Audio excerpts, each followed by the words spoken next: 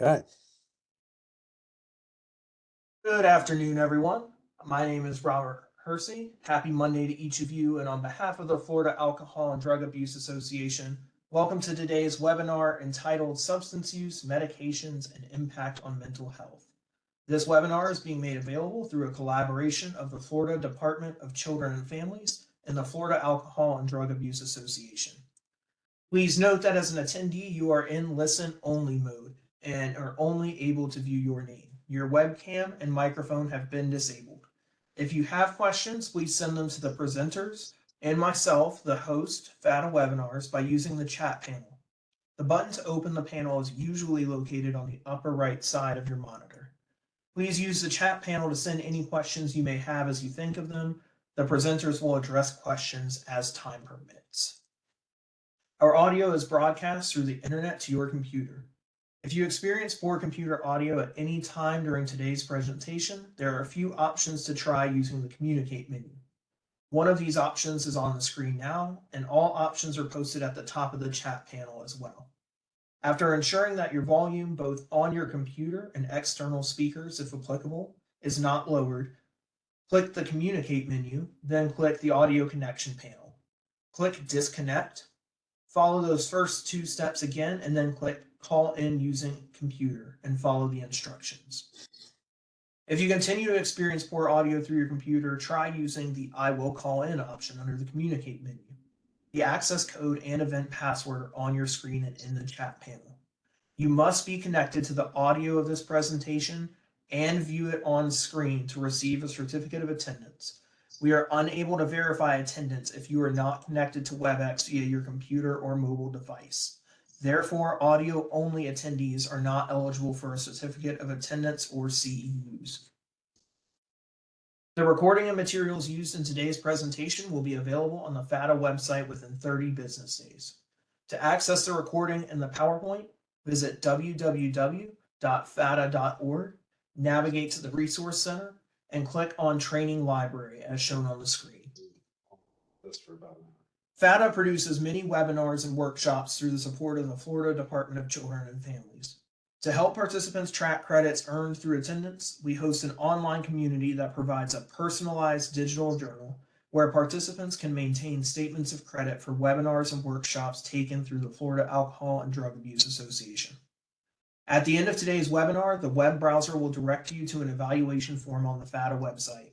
You will first need to register or sign into your account to complete the evaluation. Please ensure that your name and email address match your webinar attendance. Information you provide FATA as part of registering remains confidential. Statements of credit will be posted within 30 business days after the evaluation closes in individual professional development journals for persons completing the evaluation and attending the entire webinar. Completing the evaluation is necessary to receive CE credits or to access your statement of credit. Please note that the evaluation will close at the end of the day on Thursday, February 29th, 2024. Up to 2 continuing education credits are available for participating in today's webinar for persons licensed through the Board of Nursing, the Board of Clinical Social Work, Marriage and Family Therapy, Mental Health Counseling, and for persons credentialed through the Florida Certification Board. If you are a licensed healthcare practitioner, please be sure to include your Florida license number for reporting to CE Broker when you register with our site for the first time. If you are certified with the Florida Certification Board or licensed outside the state of Florida, you do not need to provide your certification number when you register with our site. Please note that WebEx monitors the arrival and departure of attendees and provides a report upon completion of the webinar. We are not permitted to provide a certificate of attendance if you do not attend the entire webinar, and we are not permitted to provide partial CE credit. We encourage you to complete the survey as soon as possible.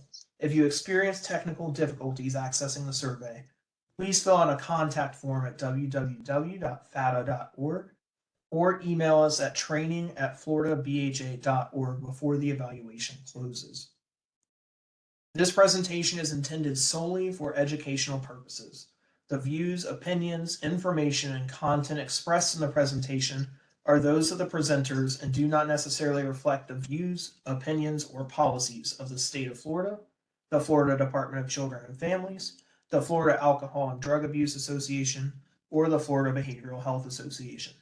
Attendees should note that sessions are recorded and published in various media. Now I'd like to introduce our speakers for this afternoon. We are joined by Dr. Gregory Colbath. Dr. Colbath is an orthopedic surgeon for the Spartanburg Regional Healthcare System in Spartanburg, South Carolina. He received his Doctor of Medicine from the Medical University of South Carolina in 2007. In addition to his primary role at SARHS, Dr. Colbath has held many leadership roles on boards and committees, authored several publications, and received numerous honors and awards for his work. He is committed to providing opioid-sparing surgery to his patients through multimodal pain management strategies. He has provided hundreds of lectures and speaking engagements to the general community to highlight the need for opioid awareness. He and his wife, Molly, live in South Carolina with their 4 children. Dr. Colbath is joined today by Vanessa Salmo.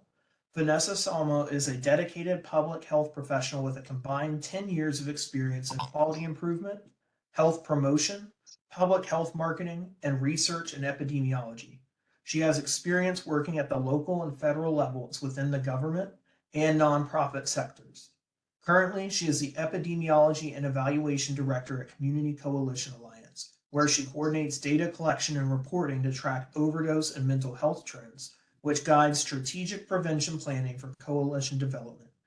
Vanessa is also an adjunct professor at the University of North Florida, where she teaches several public health courses. And now, Vanessa, I will turn it over to you to start. Hi, everyone. Good afternoon. Thank you all so much for joining us. I'm just going to turn off my camera for a bit, and then I'll turn it back on for questions. So thank you again for your time today. I want to start by telling you a little bit more about the Community Coalition Alliance, or CCA.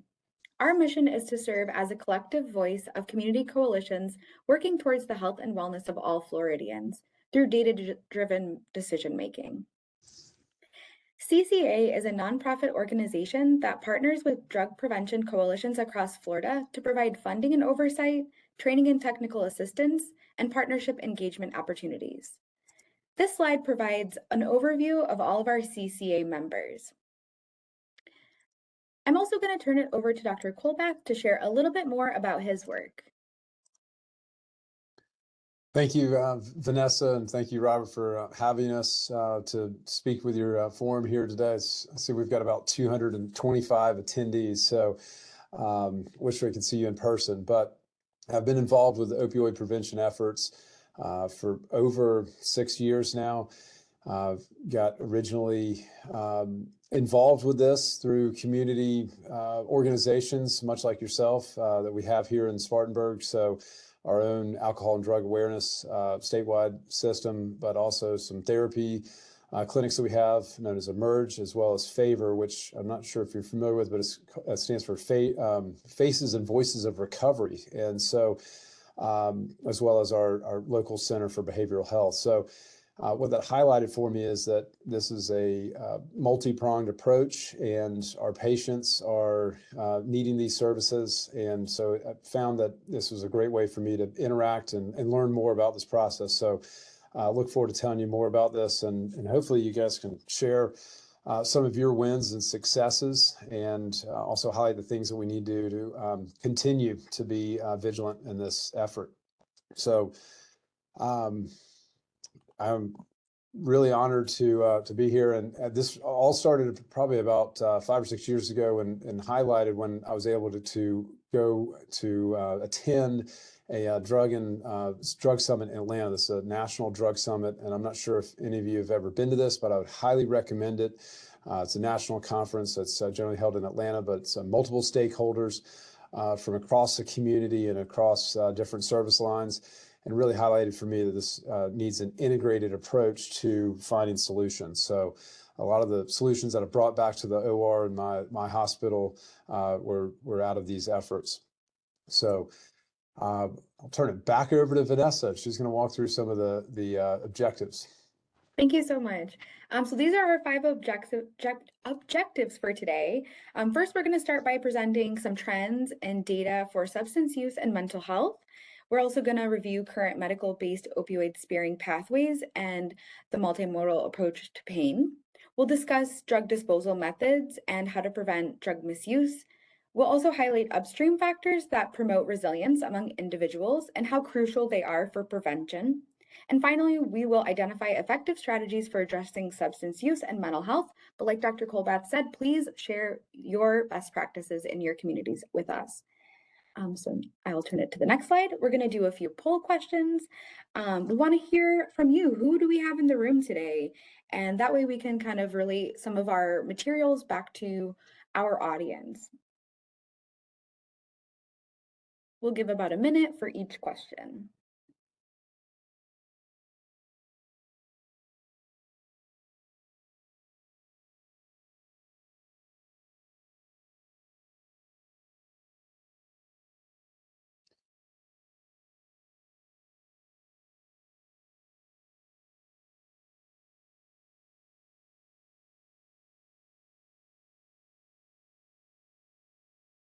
Vanessa, one thing that was pretty amazing for me to see when I went to the drug summit in Atlanta, every one of these sectors were represented or had some focused breakout sessions. So that was what really, it was the first time I'd been to a conference that was such a multidisciplinary approach. So really highlighted for me as a surgeon that this was not just a surgical issue. This was across the spectrum. So. Yeah, I definitely agree about that. That was definitely one of the most notable things that I found as well. I really enjoyed so many of the presentations from all sectors, including like people with lived experience, and it was really moving.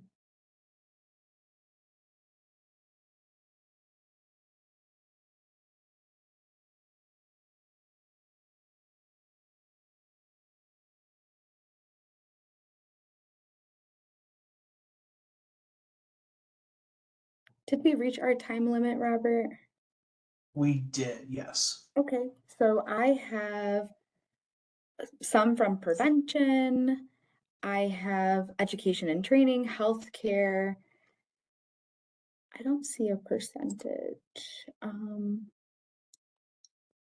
But it looks like we have a pretty diverse group of people, so that's really exciting. I am glad to hear that.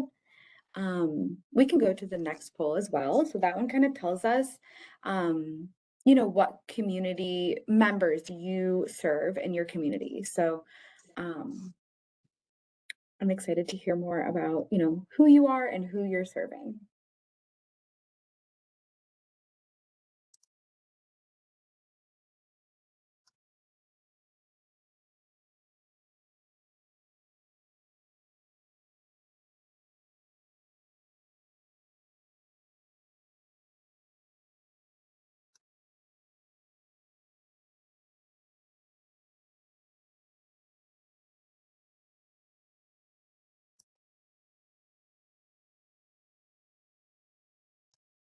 While everyone's finishing those, I think one of the most interesting things that I've noticed in my practice is I'm having to address this issue so often with the senior population because they're being affected by what I call the gap generation, where they're taking care of younger ones or the grandchildren or nieces, nephews, because the parents are no longer involved in the equation, or they're incarcerated, or they're having substance issues. So we see a huge impact of this at the senior level. So that's what I'm finding.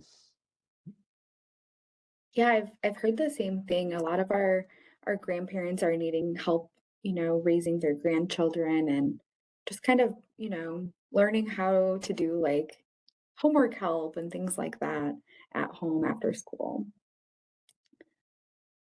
I think we Results should be shared, Yes. Vanessa. Yeah. Thank you so much, Robert. Now I see them all. So we have most of our participants today are serving people with substance use disorders and mental health conditions.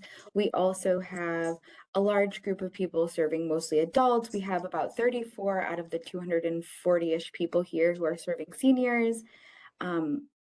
Definitely a lot of, diverse work happening throughout our communities. And so that's really exciting to see. I'm glad that we're reaching, so many different populations. So I think what we'll share today will definitely apply to what you all are doing in your communities.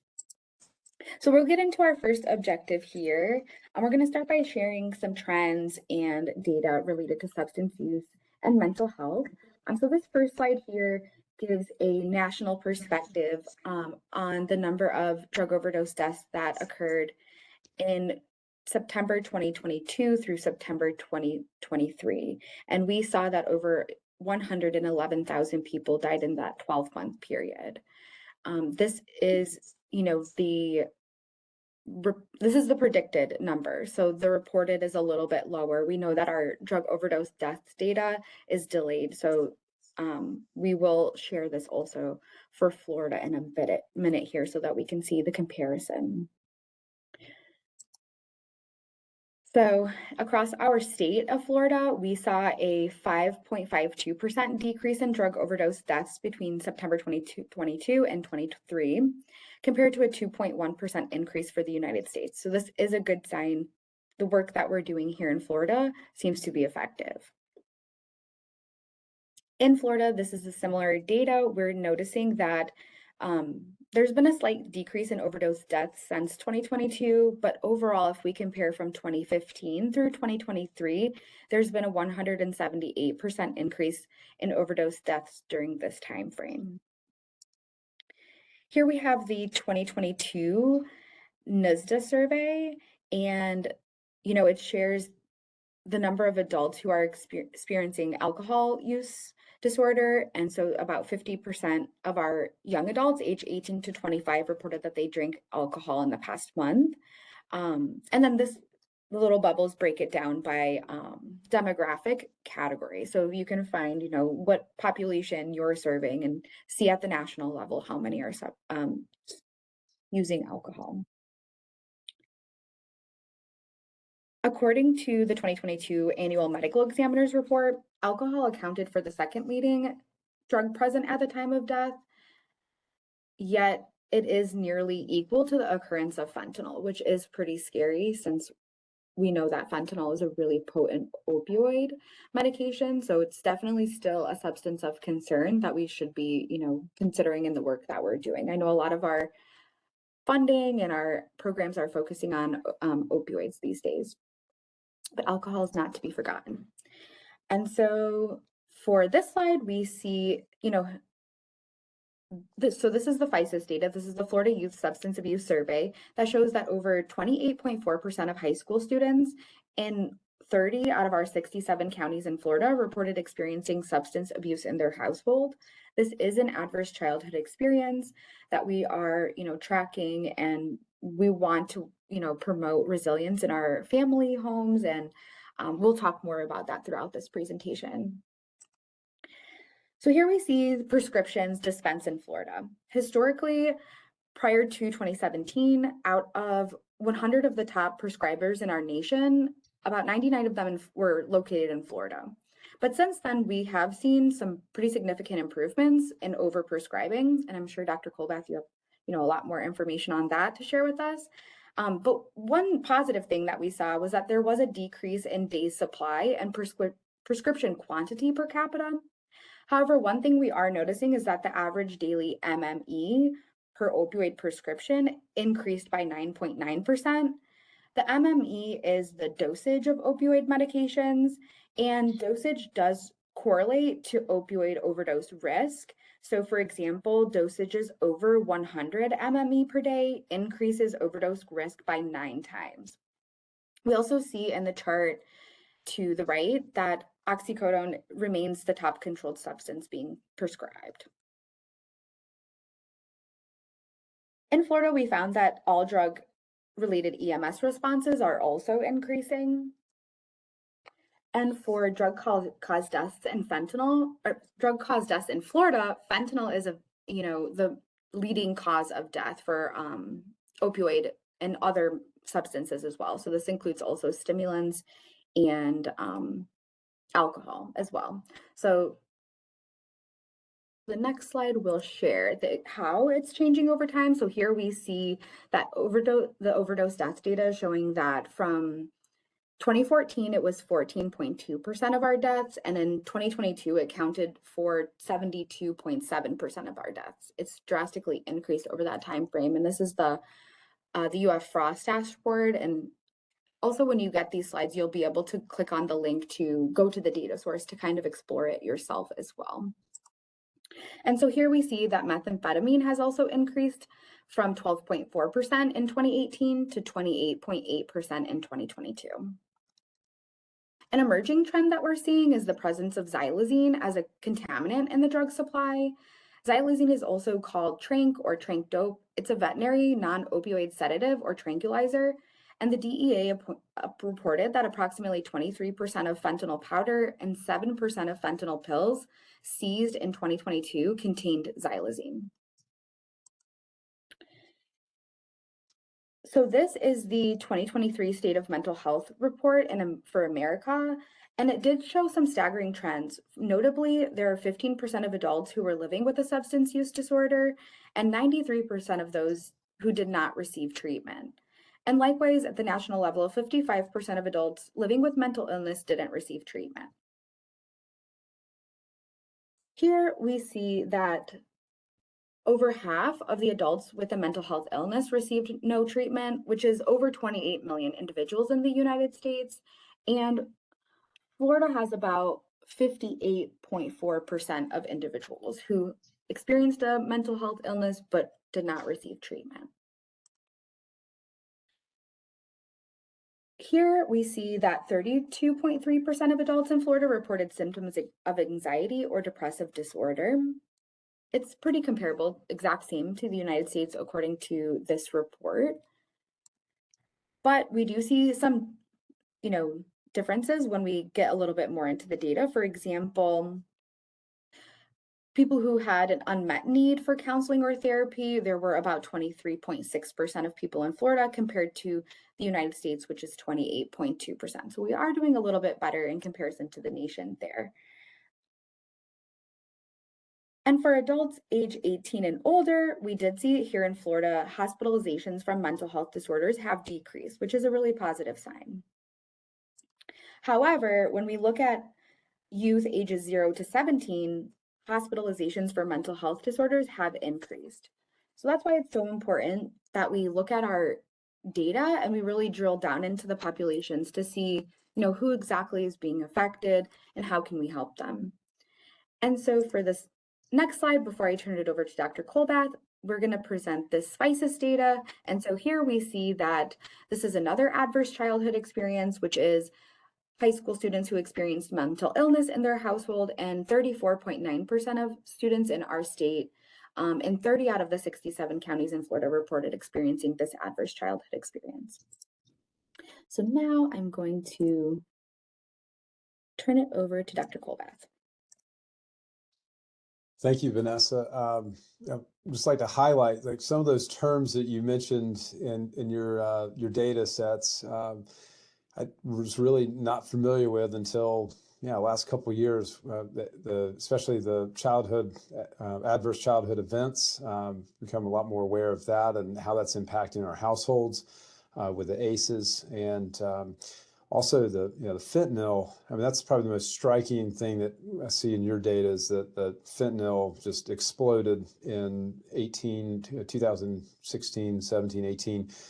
And that was actually highlighted. Went to one of these meetings, and our local coroner, we were sitting on a panel, and he said, we're all talking about, heroin and black tar heroin and narcotics right now, but he said that the coming scourge will be fentanyl, and not only fentanyl, but synthetic fentanyl coming from the dark web and the black market, and specifically from China. And I just said, God, that sounds so foreign, literally and figuratively. And sure enough, he was absolutely right. He had already started seeing a couple of these, even in our own community in Spartanburg. And so that seems to unfortunately be the trend that we've seen, and that's also in our community as well.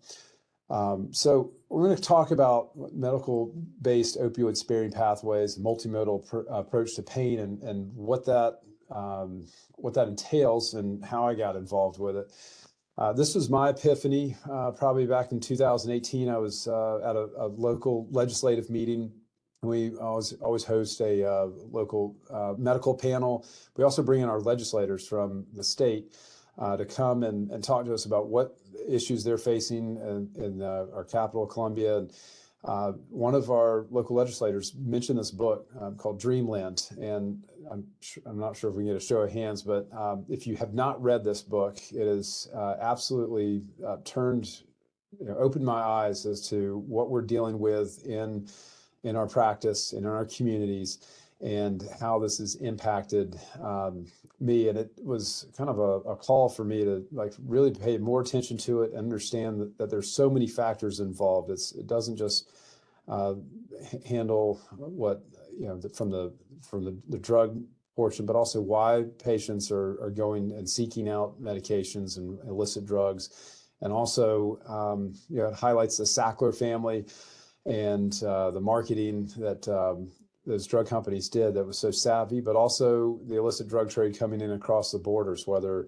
at the time this was coming from Mexico in small pockets, particularly black tar heroin from the Juarez region, but also talks about, in some follow-up books, he talked about fentanyl and how that's impacting the communities as well. But this impacted me so much that I actually called up Sam Quinona as the author and said, "Hey, would you be willing to come and talk to our community?" And he was able to come and really kind of lit the fire for us in the community to do a better job in response. So at the time, I'd never given a talk about opioid crisis. And after he came, we had several people ask, "Hey, sorry, I missed the talk.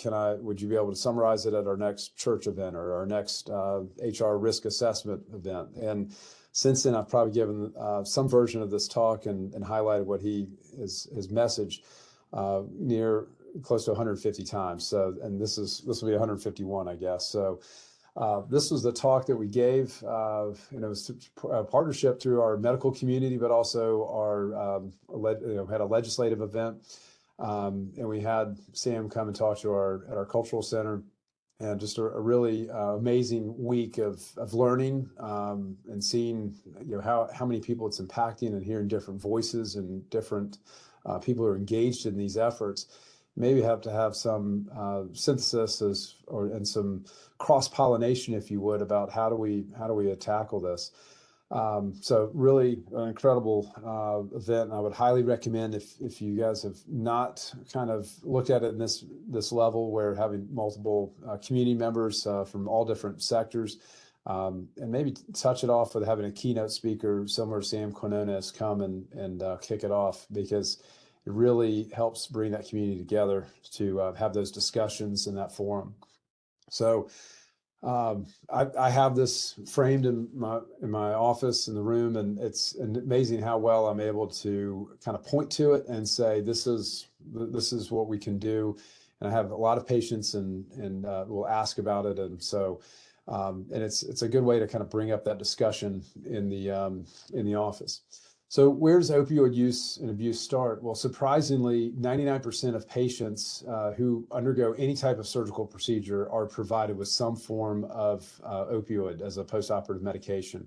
So I think that's one of the areas where it was kind of alarming to me that we're so ingrained with nobody being in pain because of all the savvy marketing that came forward from all these drug companies, that everybody has that expectation they're going to get some form of opioid medication after surgery.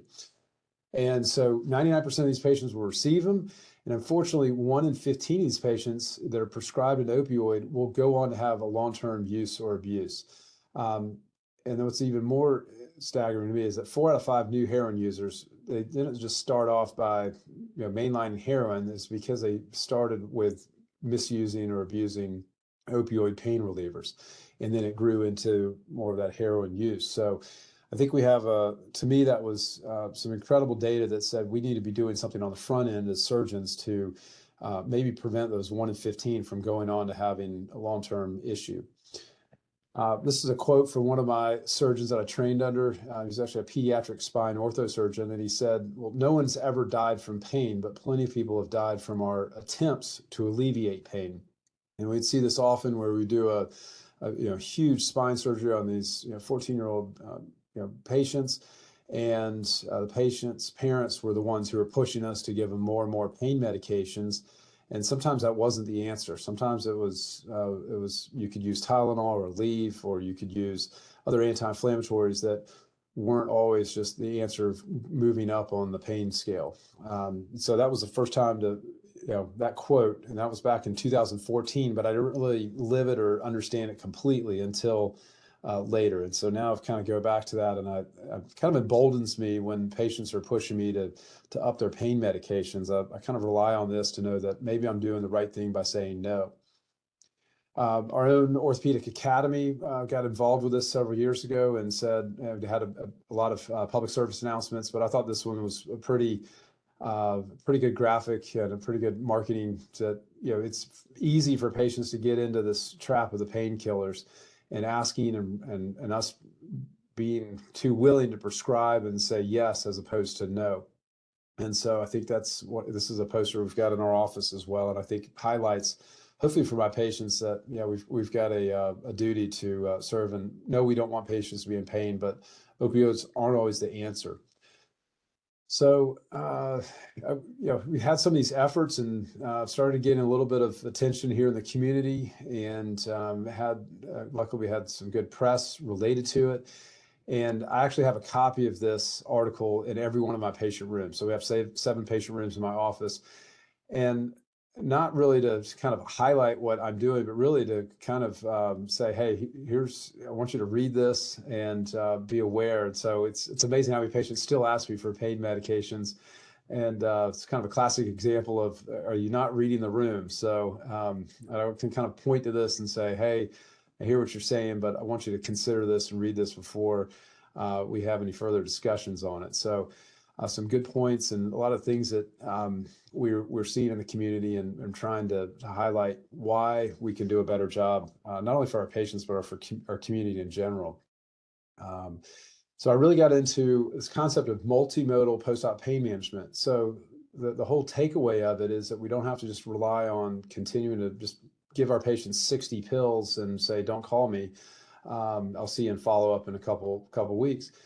So my whole goal is, I'm not a nihilist. I'm not going to say, no, we're not going to give you any opioids if I feel that they're necessary. So I harken back to what I call minimum necessary. So I'm going to do the lowest dose possible.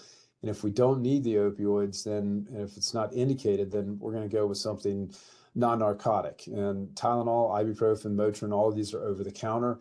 Several studies have shown that this combination alone of Tylenol and an NSAID are more effective than opioids as far as or treating acute pain. Obviously with the less side effects and all the unintended consequences.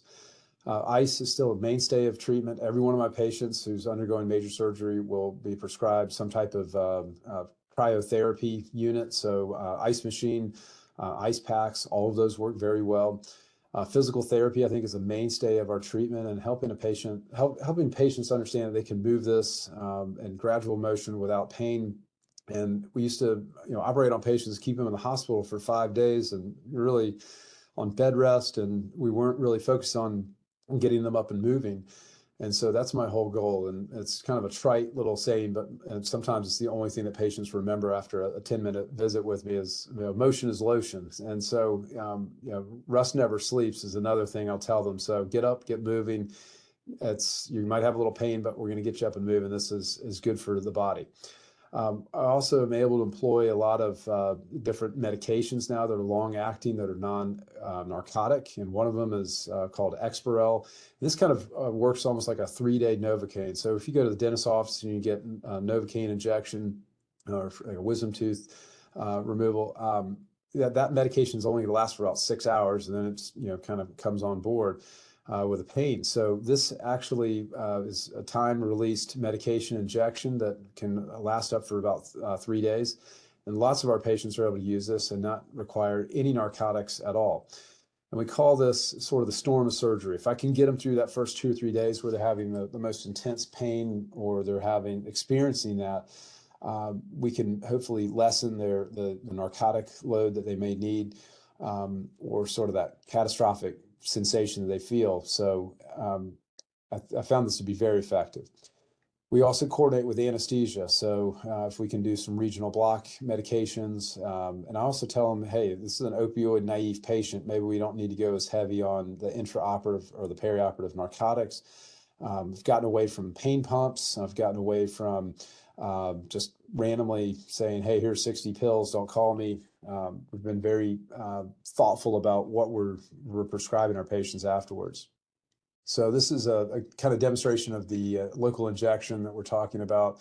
It's basically Marcaine or Novocaine, but more of a time released over 3-day period. So it's kind of bound up in these little fat globules, and those break down over time over that course of 3 days, and really gives you a good local sustained delivery without having to have this systemic release or systemic opioid consumption.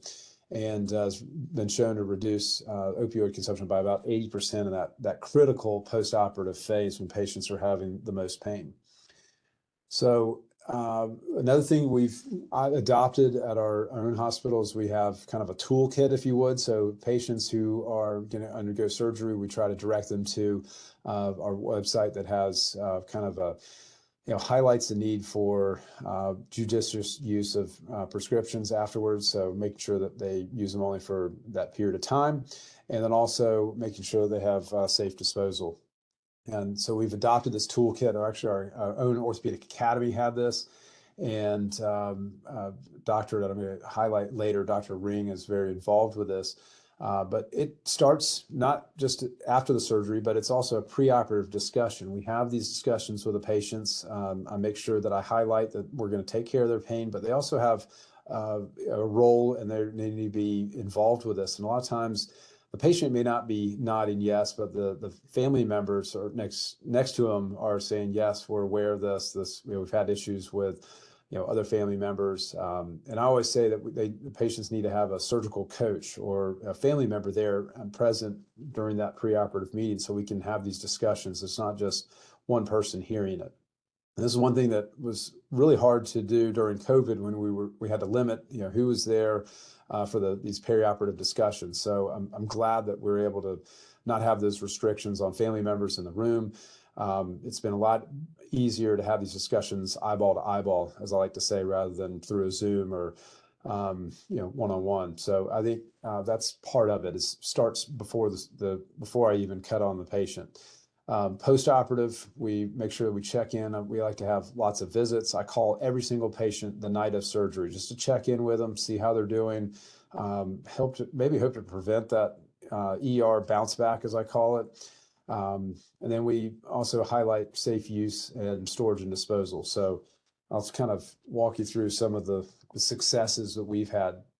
One other thing I want to highlight is I was very fortunate enough right after the Haiti earthquake. I went down to Haiti and spent about a week during the first month after this devastating earthquake. We would be operated on children, adults, and we unfortunately have to do amputations. And we didn't have any narcotics. We were able to provide these services and these surgeries, which you would think, this patient's going to be in horrific pain afterwards, and they weren't. They were smiling because we were able to treat their pain with Tylenol or Aleve, but they also had a support group, and I think that's part of it.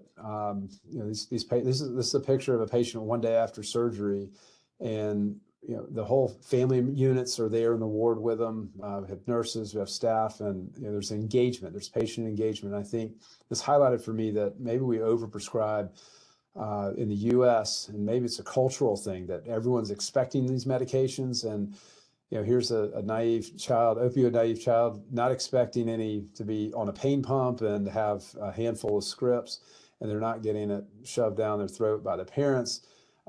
So I think this is how mental health resiliency and a cultural shift in how we treat these patients is necessary in the U.S. to approach this.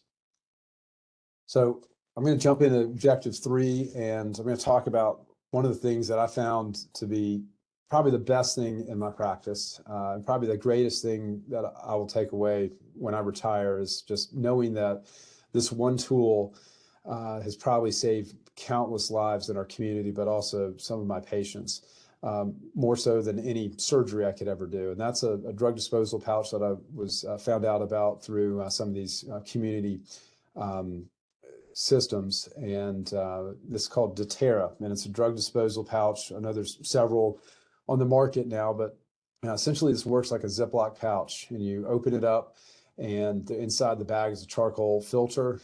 You can put in up to about 40 pills. You can put patches, you can put liquids, and then you add a little bit of water to it, and then you zip it up, and it's like shake and bake. You just kind of shake it around, and the charcoal inside that pouch, as well as some of the active ingredients, will neutralize whatever medication you put in there.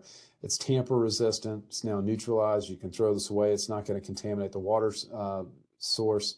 And I was able to get a grant from our own Spartanburg Regional Foundation for about $20,000, and that gave us about 5,000 bags that I was able to purchase through doTERRA, and wound up giving this to basically every patient. Any patient who's going to have surgery with me gets this bag. And I think that's part of it too, is having that perioperative discussion, talking about it. I told them, I'm not the police. I don't want you to come in and show me the bag, show me that you've disposed of all these pills. I just want you to use this when you feel like you no longer need the medications. And here's a tool to help get rid of those meds so that you're not tempted to use them again, and that other people aren't tempted to come into your medicine pouch, your cabinet. And that's where everybody keeps their medicine, right? And anytime you have a holiday party, someone's going to be tempted to go through. That's probably the biggest issues that we see in our community. I also had I had a couple of med students. I had them we did a survey for all of our patients. So we did about 50 patients for all of my total hips, knees, and shoulders. And I will tell you, at the time I was giving probably, I'd previously been giving about 60 Percocets for all of my cases, which now I look back, I'm like, holy cow, can't believe I was giving that much. I trimmed it down to about 30 Percocets, and then to Norco. And then I even rolled it back after we did the survey, because we found that the average total pill use was only about 7. And I had several patients who said that they didn't even use the medications we were giving them. And the vast majority of them said that also their pain was well controlled. So that was sort of a call to me to say, hey, I'm probably giving too many medications, and most of my patients weren't upset with me. They were pleased with how we approached their pain post-operatively. The pain control. So now I currently give about 15 to 20 of tramadol. That's our first line, very low narcotic. In fact, 5 years ago, it wasn't even considered a narcotic. Just recently got labeled through our DEA. But suffice, I feel that's like the lowest quantum minimum necessary, and I think we're doing the right thing. And so the survey, even though it was kind of low powered, still gave me a lot of, fodder to say, yes, we're doing the right thing. Gave me a lot of confidence that my patients were doing well. I wasn't getting too much pushback. And luckily, doTERRA, if you guys are interested, you can go to the doTERRA website, and they have highlighted what we did and how it was successful. And I think this is something that's reproducible in any community. So with any surgeon partners or hospital partners, but again, I've kind of gone from 60 pills to about 7 to 10 is about all we probably need. So that was my takeaway. And I still have a lot of these bags left over, and still giving them out every community event. If I was talking to you in person, I'd bring a case of these in and be throwing these out like Oprah swag bags. So this is another little item I found. It's called Pill Leave. There's several of these, especially a smart dispensing tool. And I think some of my patients have used this. We trialed it for a little bit. And I need to circle back, see where they are at this point as far as this company. They were kind of a startup company, but I thought it was nice, kind of a controlled dispensing mechanism. There's also several apps that you can download onto your phone post-operatively, which is kind of like a pill minder, kind of help patients. And I think that helps them visualize their pain usage and what they're doing. So there's lots of tools like this that are patient directed, but can also be some feedback for the patients. Safe storage, I think whatever method is necessary, but highlighting this to parents, highlighting this to the community is probably the biggest takeaway. they may not be the ones who are using the medications, and everybody is guilty, and I'm guilty of this too. I had major back surgery and had some pills left over because I didn't use them, and I realized I hadn't used the bag. I hadn't practiced what I was preaching, and I still had some leftover muscle relaxants because I didn't use any of them. And I realized I was going through my medicine cabinet, and I was like, holy cow, I need to get rid of those. So that's one thing I can encourage you to do is go through your medicine cabinet. You may not be tempted, but other people would be, whether it's your babysitter or your ne'er-do-well uncle coming by for the holiday party, or just people in general. So get rid of the temptation, lock them up. So I think that's gives me a little bit of time to now turn it over to Vanessa, and she's going to talk about some of the upstream factors and how we can promote resilience among individuals and why that's so crucial for prevention. So, Vanessa? Yes, thank you. I just wanted to share that we had some really great feedback in the chat about how you created, deterra as a social norm for prescribing opioids. And also, someone else mentioned that your survey was spot on because they had that same experience with the number of medications used. Yeah, I saw that.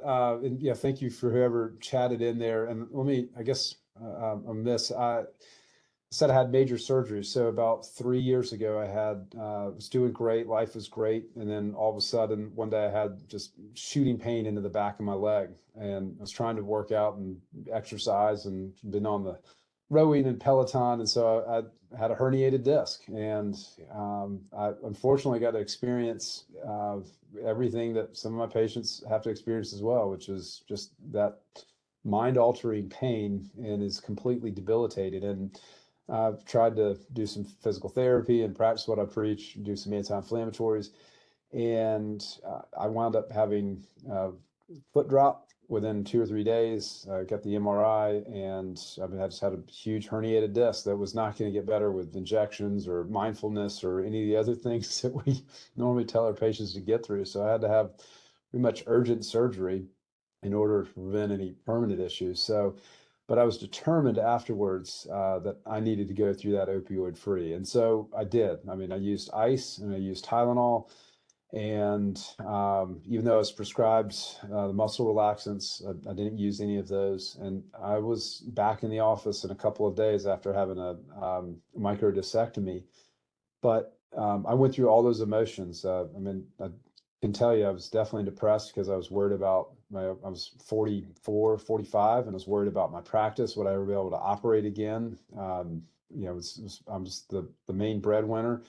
I went through all of those emotions you can imagine. And so I think it was helpful for me to go through, but I can also say that I went through it opioid free, and I'm glad I did, because I could have easily slipped into that pattern just based on my own doctor saying, hey, here's we're going to give you 40 pills and take these.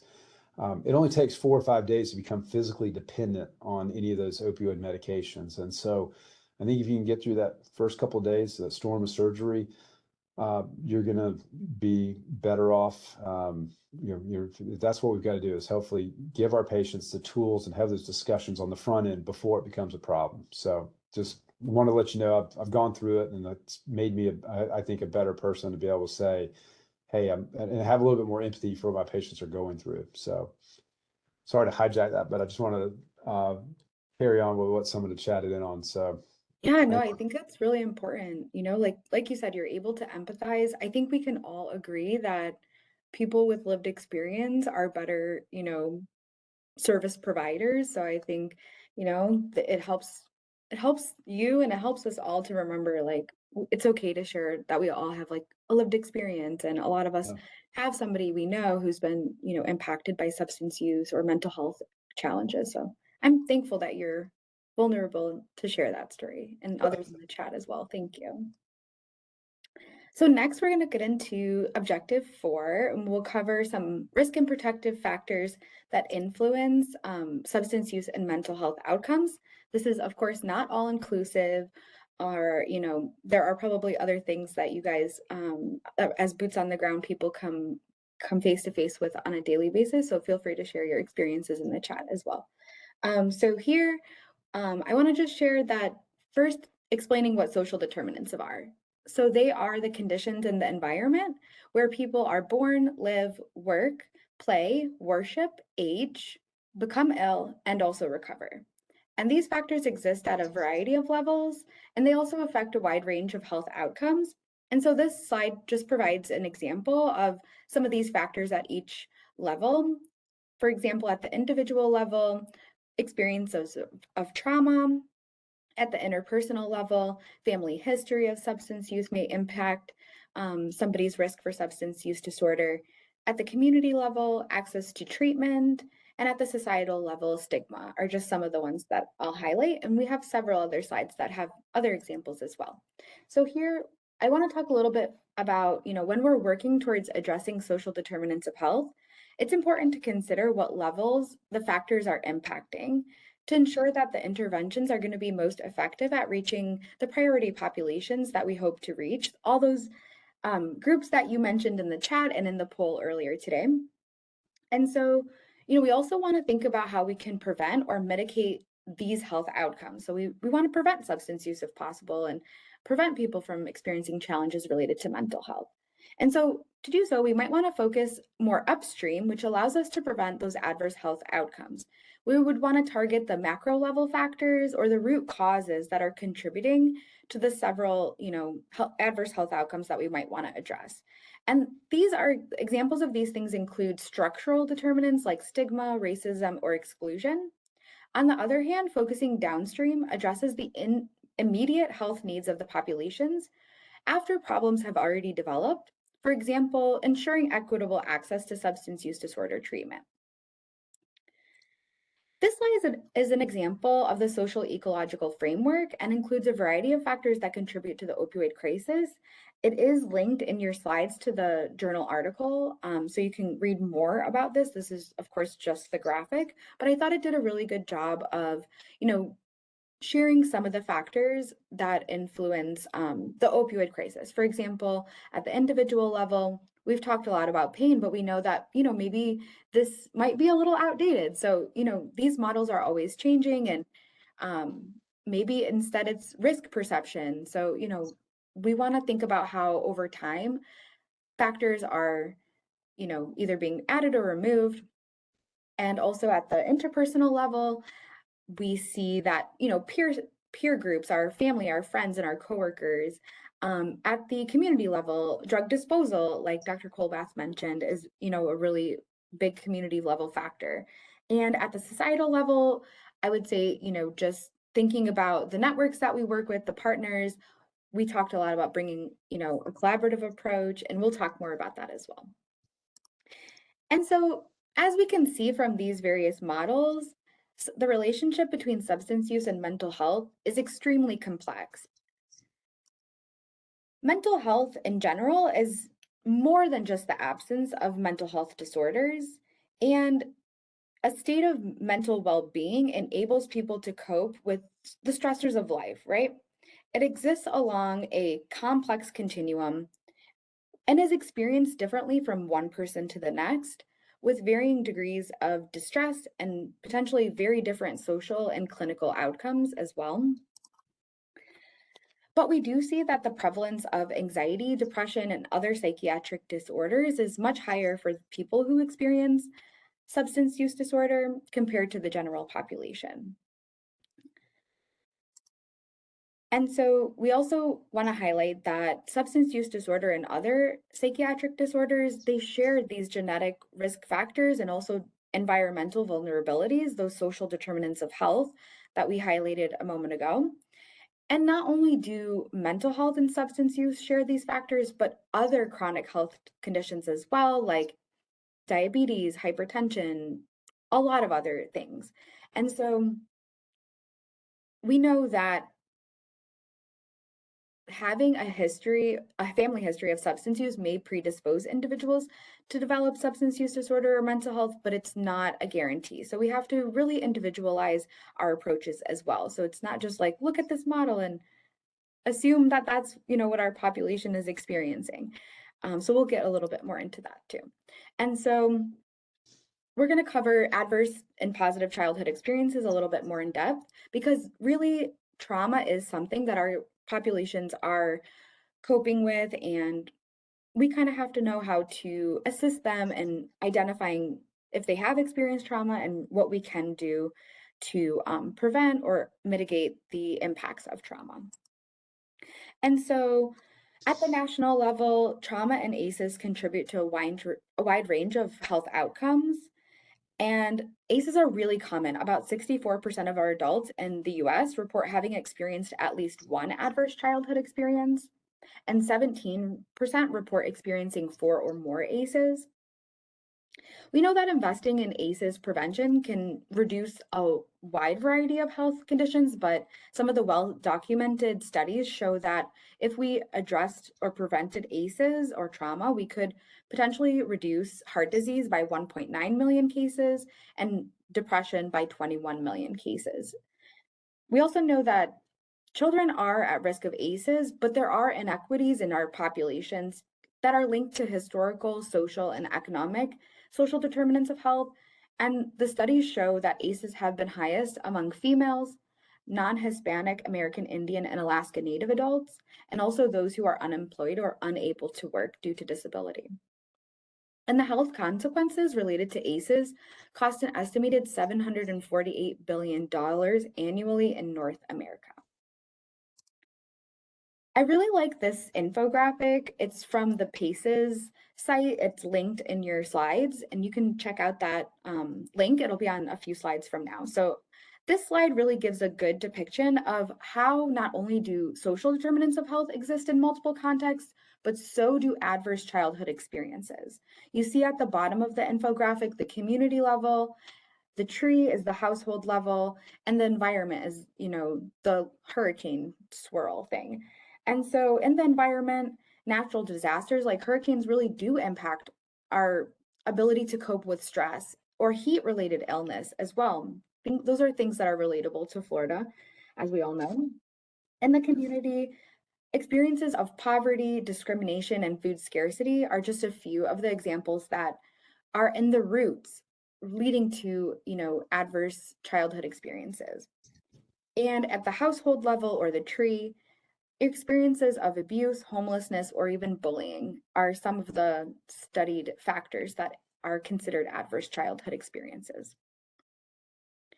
And so again, we know that these factors exist in multiple contexts, but they're also cumulative over time. So we mentioned people who've experienced 1 or more ACEs and 4 or more ACEs.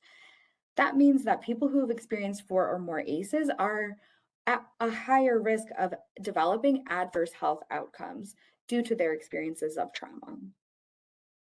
And so we also want to highlight that when you're working in your communities and deciding on interventions and different strategies and approaches, you might want to look at what factors have overlapping influence, for, what you're trying to accomplish, because a lot of them do have shared risk and protective factors.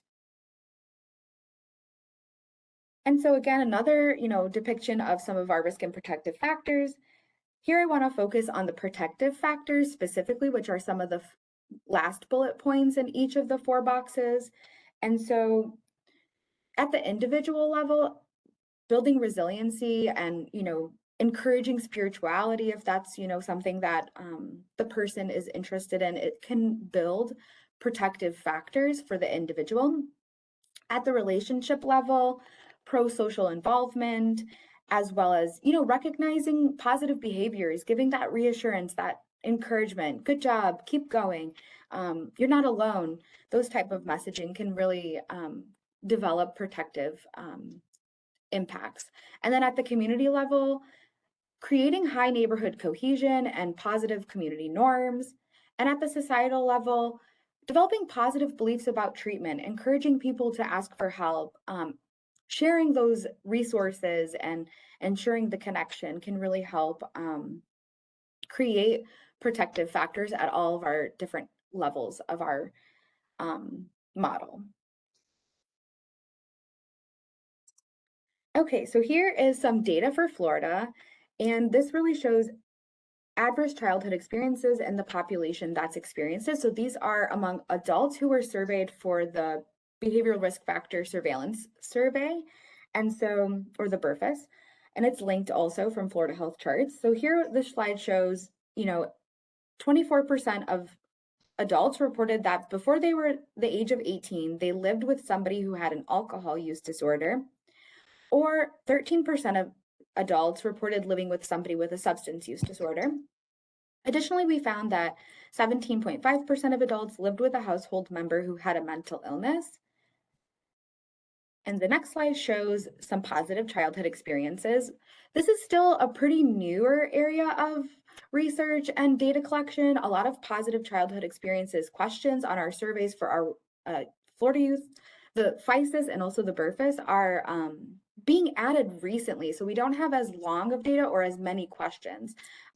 So hopefully soon we can have, even more data on this. But here's some of the data that we do have. So I also want to mention that substance use and mental health, while it's typically looked at as a adverse childhood experience, because growing up in a household where somebody is experiencing active addiction can be very traumatic. It can be tough, we recognize that, but I also want to flip that, because growing up in a household where your parent or caregiver or another family member is in recovery, attending their meetings, talking to their peer support person, just in recovery, it's a positive thing. We see our caregiver actively managing their health conditions, whether it's substance use disorder, diabetes, hypertension. These things can be positive impact on our children.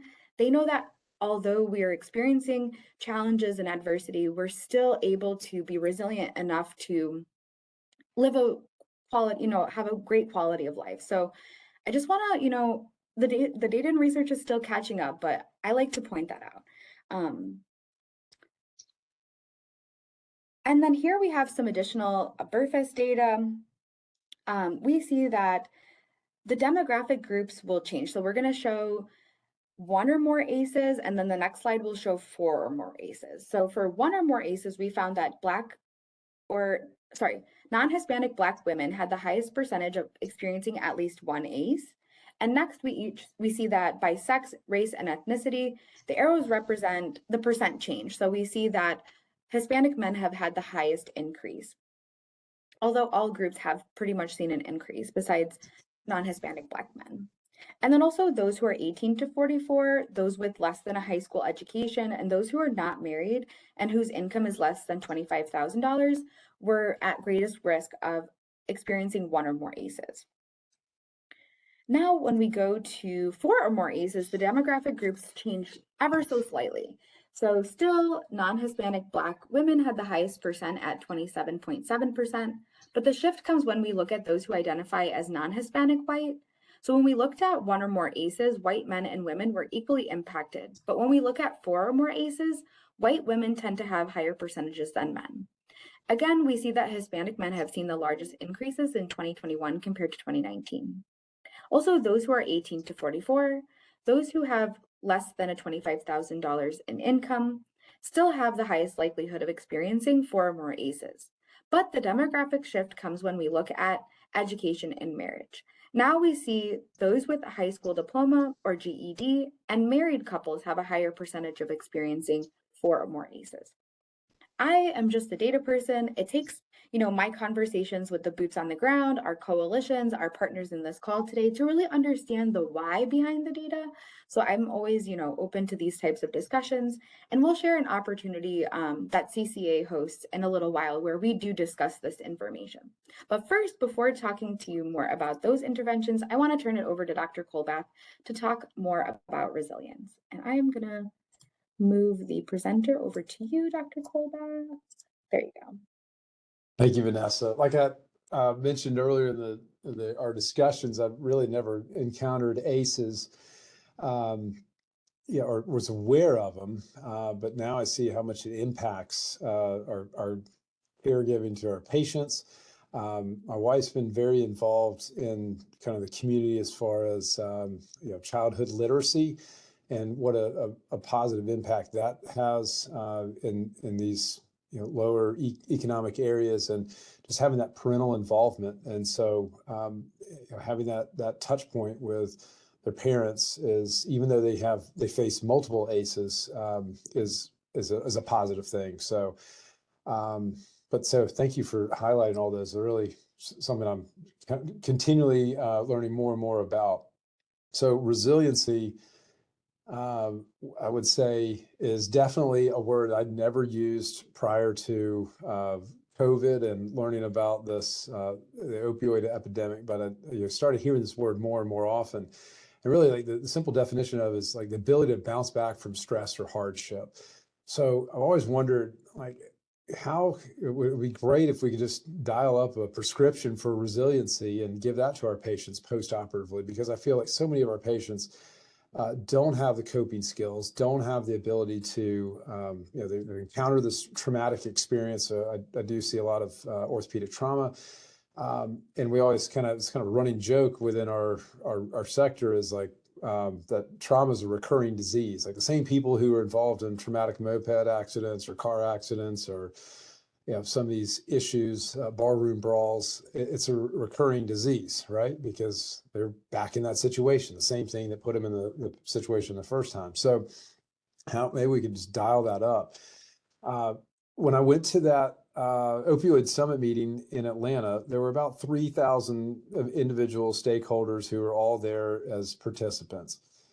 There were only 2 orthopedic surgeons, myself and then this gentleman, David Ring. And I would highly recommend that all of you look him up and kind of take a little deep dive into his website and some of his literature. But he is board certified in not only orthopedics, but also has a PhD in psychology. So brings an interesting mix, and I can assure you there's no other orthopedist who carries those extra 3 letters after the end of his MD. But he brings a very interesting approach, and I knew of him, I knew of his work prior to this meeting, but I got to have the great pleasure of sitting in on his talk. And he brings together psychosocial aspects of medicine and how we as physicians, who are often not known to be very touchy-feely and use things like empathy, can do a better job of reaching out to our patients and our caregivers and their caregivers, and ultimately affect the postoperative outcomes, because we can do the best surgery in the world, but if we have not supported that patient in the postoperative phase through some of the critical phases, I think we're doing a disservice. So I highly recommend reaching out and looking him up and maybe using some of those teachings and some of his, focus on resiliency and being a better physician to help your own patients. So I'm going to walk you through what resiliency means to me. And one other thing, I think maybe we need to have surgical coaches for some of our patients. I think they lack so much resiliency that no matter what surgery I do for them, they need to have some of this on the front end and maybe in the back end. So I've actually talked to some psychologists about hopefully developing some platforms for this, but maybe something we can discuss a little bit later. So I'm going to walk you through where I think resiliency works in as an example. And I bring this up because I give a lot of talks to work comp lawyers and case managers, and this is kind of highlights it. So think of this as a patient who's involved in a motor vehicle accident on his way to work for a car manufacturer. This required extrication. He had multiple leg fractures. And sorry, it's a little out of order. I'm going to come back to that. So resiliency. And so the patient wound up having to have a rod and screw placed for his leg fractures. And then let's step back. So we've done the surgery now. Let's just think about this and how well you think he might do afterwards. He's had multiple life stressors. He's previously been divorced. He's had multiple prior back surgeries. Chronic back pain. He's had prior substance abuse treatment, and he's had issues with SUD, previous DUI, and he's recently had periods of unemployment due to some surgeries and from COVID-19. So, let's just take this as our hypothetical patient and, the auto worker. What are the chances you think of getting this guy back to work? And unfortunately, I can't poll the audience here, but I'm going to just go ahead and tell you that I think the vast majority would say we've got an uphill battle to climb with this patient. But what if we flip the script, and what if this patient, who it is Tiger Woods? And so this is exactly his scenario. This is exactly all of the surrounding sideshow issues, if you would, separate from his actual trauma that he suffered, or sustained. So, as you all know, he was able to get back within a year. They said he'll never play Masters again. He'll never be able to walk, let alone swing a golf club again. And, he defied the odds. And I think the largest reason was that he's got incredible resilience, and he's got more than any of us could ever imagine to be able to get back to this stage. So I want you to think about that in your patients and try to think about, well, how do we get our patients to even have a sliver of the resiliency that Tiger Woods has? And I think part of it is, being an empathetic listener, provide them with some of these tools. No, I may not be able to give them $1 million worth of personal coaches and therapy and all those things, but if we can give them just that positive end goal, I think that's the other thing, is always ask patients, what do you do for work and what do you do for fun? Some people will say both. Work is fun, but I try to set goals for my patients. Say, hey, I want to get you back to work, but also want you to get back, whether it's swinging a golf club or throwing baseball for the kids or whatever. Let's set those goals, and that's going to be my goal for you. Vanessa, I'm going to go back a couple slides, and I want to go back to something that you mentioned, sleep issues and anxiety. We see a lot of that with our shoulder patients. And this is a really impactful study for me that came out about 5 years ago from our own orthopedic academy. And it showed that the vast majority of patients, about 50% who are presenting with shoulder pain to my office and national offices, will have some form of depression. 50% have clinical depression. And after surgery, it's not going to get any better because they're having pain, they're having some sleep issues just with having shoulder pain. But we noticed that over the 3-month time course and up to 6 months, that significantly goes down and improves their depression. I think because we've gotten rid of some of their pain, we've gotten them better, and they've actually gotten some sleep finally. So that whole cycle, the pain, decreased sleep, and then now begets depression. And that's one thing that this article didn't describe, was that the sleep, the issues with sleep. But I think it's something that we see often. And I think as a surgeon, I try to highlight to the patients, and even though they look in front of me like they're depressed, and they may not know it, I'm telling them, I think it's related to their lack of sleep. And then they're kind of nodding their head saying, yes, I've not been getting good sleep. They may not say it. They may not say they're clinically depressed, but they are. And that's funny. I had a psychiatry professor who once told me, he said, when you walk out of a room, if you're depressed, that should be the top of your differential diagnosis. So there are a lot of situations where I walk out of a room, and yes, maybe the patients have a little bit of shoulder pain, but I think the top of the list for me sometimes is that patient's depressed, but their depression is presenting as shoulder pain. So kind of keep that in mind. That's one thing I've taken away from that and from Dr. Ring. So let's get to our next objective. So strategies for addressing substance use and mental health illnesses. I'm going to turn that back over to Vanessa and let her take control. And no, thank you so much. That was really, really good. I appreciate it. I'm really impressed that, your clinical notation has also it changed over time as you've, learned more about, your approaches. I really enjoyed that. Thank you. So to give you a little bit more about what you can do, right, to build resilience, we don't want to just, make it unattainable. We want to help you build resilience in your community. So CCA and Laura Holly, she is our training and education director, and she provides a variety of skills for resilience trainings. These can be individually offered or as, a series. And I encourage you to scan the QR code as well, because CCA does offer a variety of additional training opportunities unrelated to resilience and, just a variety of awesome, really great training. So please reach out to us if you're interested in that. And I also mentioned earlier that CCA does talk about ACEs, right? We call them PACEs, or the positive and the adverse childhood experiences. So we have a bi-monthly meeting where we meet in our North Florida region to share data, share education and awareness opportunities, and do strategic planning around how we can prevent or mitigate the impacts of adverse childhood experiences or promote positive childhood experiences. So that was the PACES site on the top.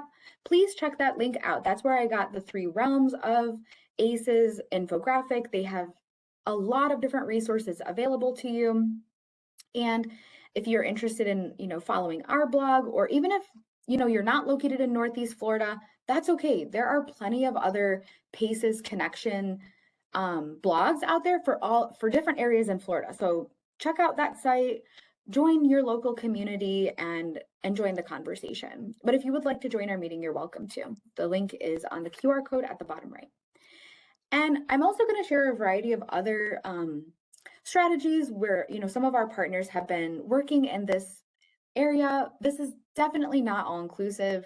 And, please feel free to, again, share your experiences on what you're doing as best practices in your local community. So we have a partner in Jacksonville area. It is at the University of Florida Hospital, or UF Health. That program is called the Pain Assessment and Management Initiative, or PAMI. And what they do is they've developed, similar to what Dr. Colbath does, they promote on, advancing innovative safety and pain education. They do patient care and research that really focuses on incorporating those non-pharmacologic and non-opioid modalities to improve pain outcomes and reduce opioid risk. They have a plethora of resources on their website. All of those pink underlined words will be linked for you to click on. You can check them out, use them in your practices and in the services that you offer. This is a partner, one of our coalition partners, Drug Free Duval in Jacksonville area. And they have, I mentioned earlier today that we partner with drug prevention coalitions across Florida. And this is just one of the examples that they've, created a social media and campaign to kind of educate us on how substances are often sold on social media and different e-commerce platforms, which literally makes them available to anyone with a smartphone. So their messaging really provides a better sense of how emojis are being used in conjunction with illegal drugs. And it's a play off of the One Pill Can Kill campaign developed by the DEA. So they have created an infographic sheet with various emoji codes that are used to communicate about drugs and drug sales. So this is just, one helpful resource for you. I would recommend following them if you aren't already. And I'm sure there's others as well. If you have a local social media platform, you're welcome to share that in the chat for others to follow as well. And so another one of our messaging campaigns, CCA has partnered with Project Opioid and the North Florida HIDA to develop billboard campaigns educating on the danger that fake prescription pills are commonly laced with deadly fentanyl and methamphetamine. And these are just a couple of the billboards that we wanted to highlight. And just recently at the CADCA conference, this was, we got an awesome little shout out there. So you might have seen those billboard images there as well. And so I'm going to give Robert a moment to upload a video for us.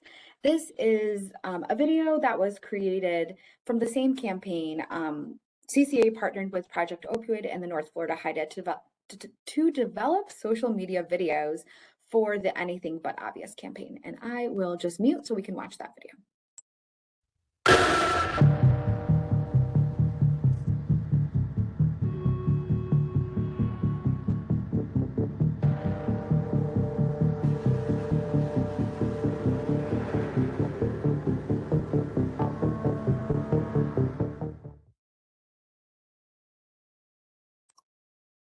So quick little video. Oh, I need to take over. Let me just pull that back to me. Sorry, thanks guys. So this is one of our campaigns that we worked on in partnership again with Project Opioid and the North Florida HIDA.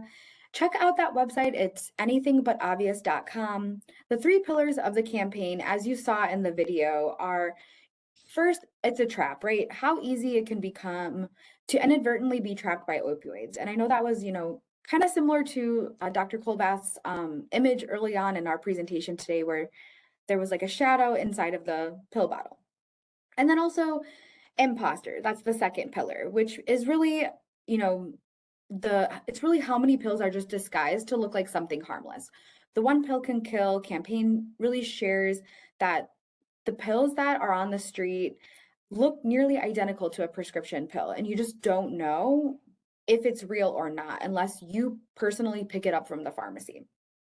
And then escape is the third pillar. So how difficult addiction can be to escape from, and how it can, really just cause a low quality of life. And so I encourage you to check out that website. There's a lot of other resources on there that you can use besides that video. There's flyers and really cool things available for you. And then just this past year, the 2023 FISIS was updated to ask a question to high school students to know more about whether or not they are likely to use the 988 crisis line. And only about 16% of students said yes. So then again, if you're not familiar, the 988 crisis line is the National Suicide Prevention Lifeline number, similar to 911, but it's 988. And it's available for calling, texting, or chatting online. And so contacting that number will allow you to be connected with trained counselors that are a part of this network. Similar to 911, it's a dispatch system. So it'll be dispatched to a local area so that they're more familiar with the resources available in that particular area. But they do provide, empathetic support and resources to anybody who's experiencing a crisis. It doesn't just have to be, suicide, for example. And so I just wanted to share some local data as well. So although the rate of behavioral health professionals in Florida has increased from 99 per 100,000 population in fiscal year 16-17 to 130.4 per 100,000 in year 21-22, we still need a lot more health professionals in our state. There are a lot of unmet needs. And so even though this is a positive trend, I still want to, caveat it that we still need more amazing mental health providers in our state. And the next slide shares some additional data.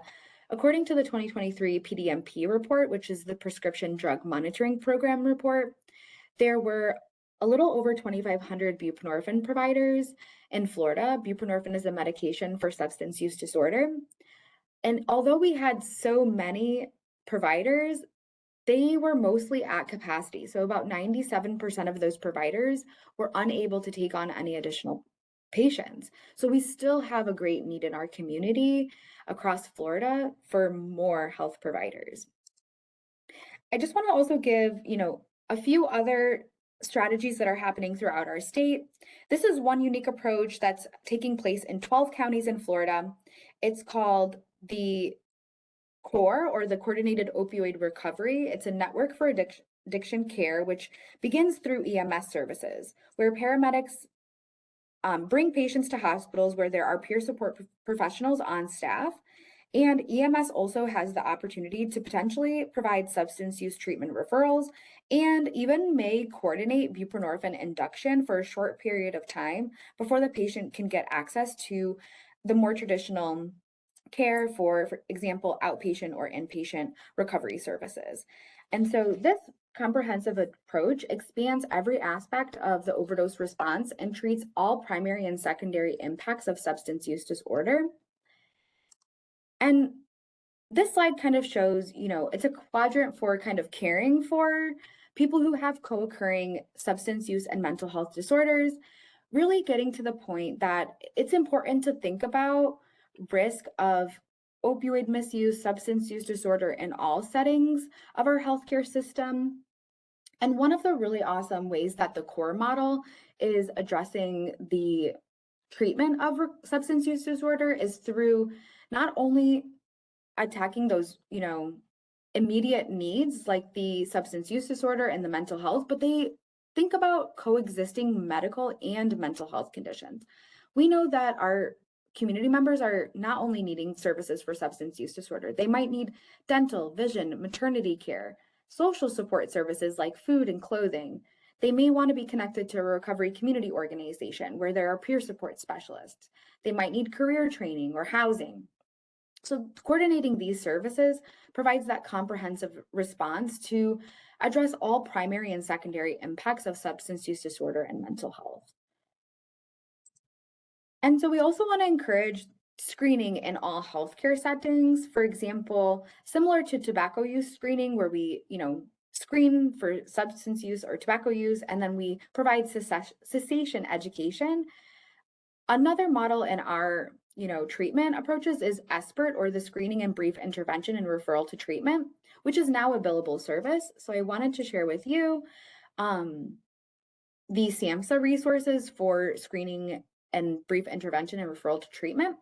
This is a comprehensive and integrated public health approach to delivery of early intervention and treatment services for people who are living with substance use disorder.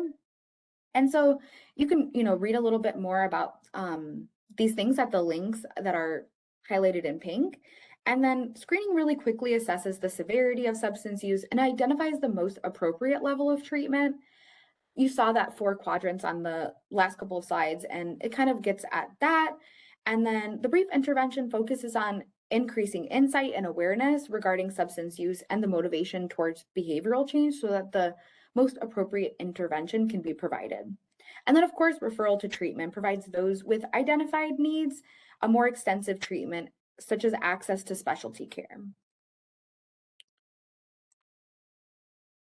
Also, recently, the White House put out a statement about the different public safety, and it's data on public safety, right? So my goal in providing this slide is to share that it's very important to work with partners from all sectors, including public safety and law enforcement.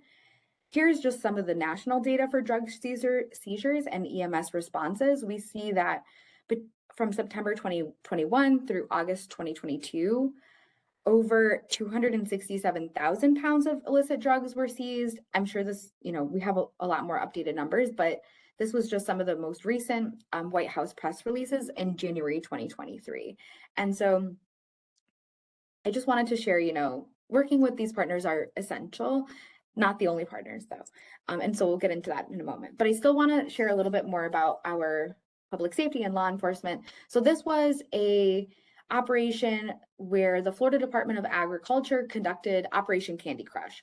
So they did inspections in 37 counties, and they uncovered nearly 7,000 packages of hemp products. Those could be Delta 9 THC, they could be Delta 10, they could be, other things that are not specifically marijuana, but similar to it. And so they went to 475 food establishments as well. And a lot of packages looked exactly like candy or, cereal or chips and things that are medicated. And so this is really, impacting our children and targeting our children. So although this is now illegal, you may still find this in your local smoke shop. So it's, really important that we get the word out and potentially share with our this agency that there are illegal products on the shelves. And so I just want to end by, concluding today by reinforcing the importance of collaborating with a diverse set of stakeholders and community leaders, including people with lived experience, to address the challenges that we're all facing related to substance use and mental health. And I just, also going to turn it back over to Robert as well to close us out for today. But I want to just say thank you to all of you who attended today's session. We're both here for questions. If you have any questions, we have about 30 minutes left in our day. Thank you. Vanessa, I do see one question in the chat. It says, how do I find out which counties participate in the core model? Absolutely. So if you just go on Google and type in FDOH CORE, the first link should be the Florida Department of Health's core website page. But once you get the presentation slides, it will be linked on that slide as well. And yes, Citrus does have that program. Thank you, Vanessa. Are there any other questions before we go to our conclusion for the day?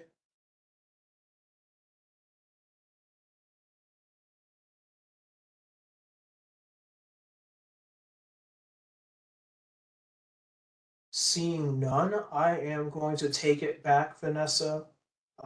If you have any questions, feel free to drop them in the chat. I'll also share Dr. Colbath and Vanessa's contact information here in just a moment. We have their contact information there, as well as some references for today's information. Thank you, Dr. Colbath. Thank you, Vanessa, for that presentation. We have their contact information here on the screen. I want to thank you both for the work and the time you put into this webinar today. It seems like it was very well received and appreciated. I'd like to ask everybody to note a few business items before we conclude. I am dropping the survey link in the chat, as well as when I end the webinar here momentarily, your internet browser will come up and say that WebEx is trying to redirect you to a website. Please do not close out of that window. It is trying to redirect you to the survey. So please be mindful of that. Go ahead and take that survey as soon as you're able. Once you've clicked on that survey link, you will be prompted to sign in or register on our site to complete the evaluation. You can register as a visitor at no cost. You can do so by clicking the Haven't Registered Yet button. Please be sure to use the same email address that you used when you registered for today's webinar when you set up your profile in our system. That is the only way for us to connect your attendance here with the certificate of attendance. So please be mindful of that. If you have any questions, I'll go over how to contact us here momentarily. After you register or sign in, you will be directed onward to the evaluation. You will also get a follow-up email later today that will include the survey link.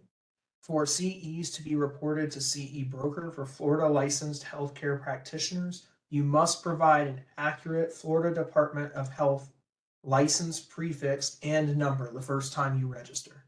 If you need to add or update your license number, you may do so by logging in and clicking Edit on the professional information section of your profile.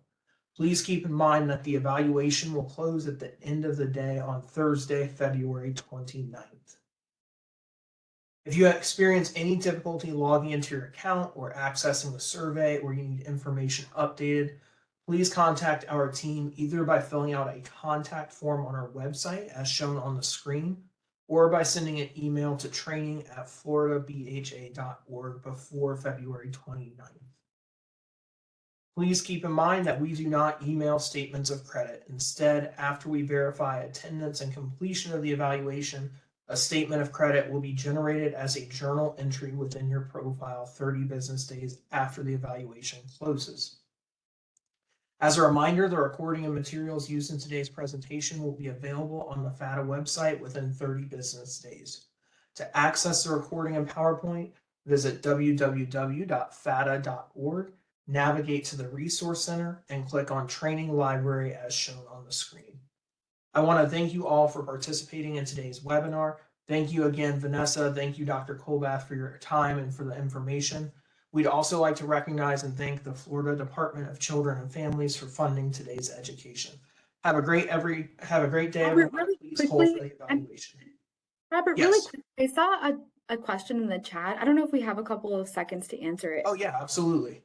Okay, the question was, how are surgeons getting training on non-opioid pain management for post-op?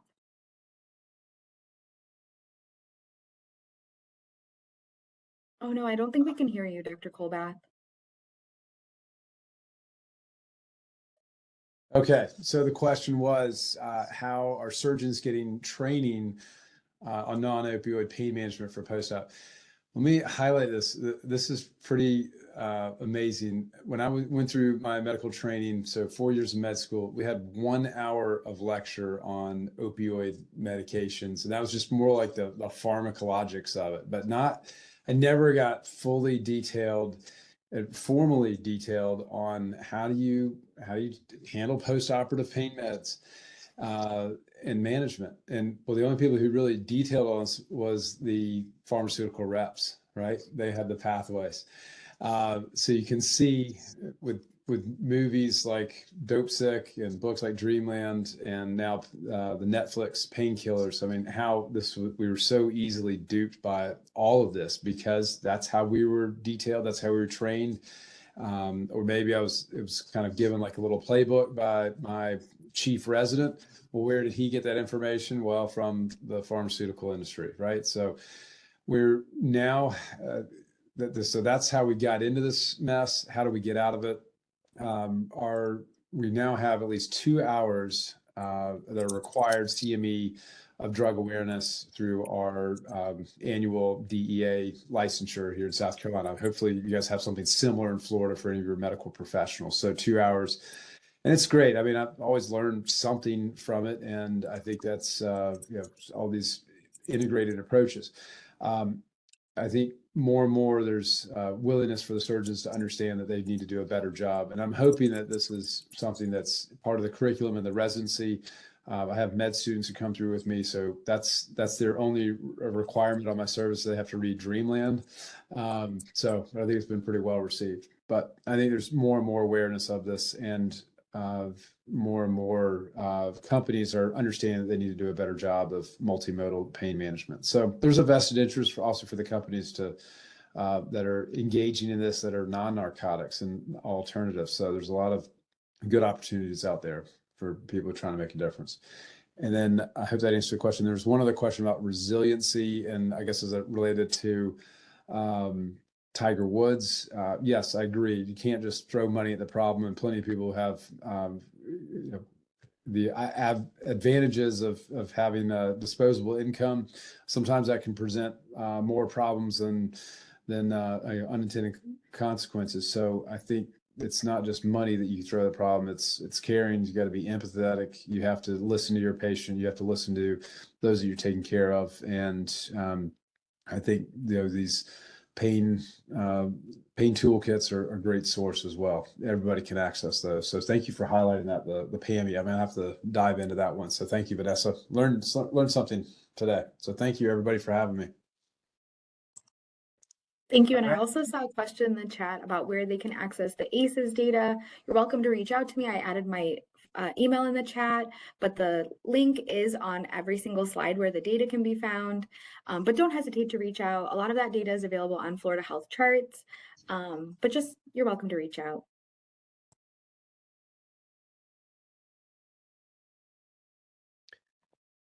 Hey, and Robert, one more thing. I'll send you this case study of a copy of that, so you can put that on the website or at the end of the discussion as well, so that everyone has access to the Deterra case study for the drug disposals.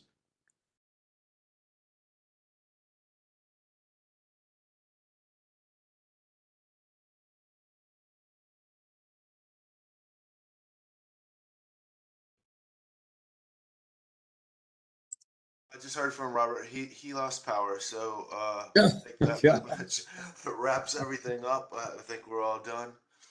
So I'll go ahead and end this webinar. All right. Thank you. Thank you, guys. Bye. Thank you, guys. Bye. Thanks, Vanessa. Enjoyed it.